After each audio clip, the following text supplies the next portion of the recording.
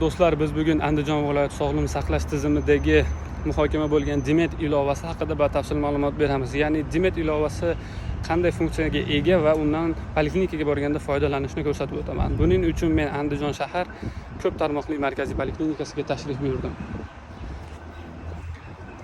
Andijon shahrida har bir poliklinikaga kirganingizda bizni virtual muxlisa, ya'ni infokioskasi bor.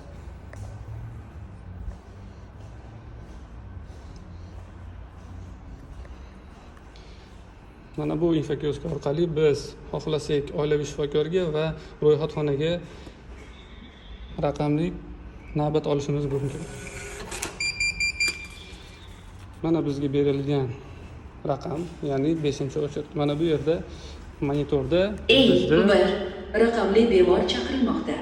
2 oynaga вызывается пациент номер 1 к окну 2.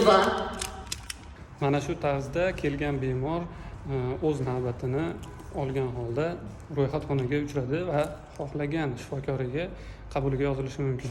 Agarda siz poliklinikaga kelib navbat olishni istamasangiz, unda Dimet ilovasini yuklab pasport orqali ro'yxatdan o'ting va o'zingizni poliklinikangizda biriktirilgan oilaviy shifokoringizga uyda turgan holatda navbatga yozilishingiz mumkin. Dimet ilovasida nafaqat navbat, balki qon tahlil va barcha analizlaringiz natijalari chiqib turadi. Undan tashqari vrachga necha marta ko'rikka borganingiz va sizga vrach qanday dori retsept yozganlari barchasi ko'rinib turadi. Albatta Dimet ilovasini yuklab oling.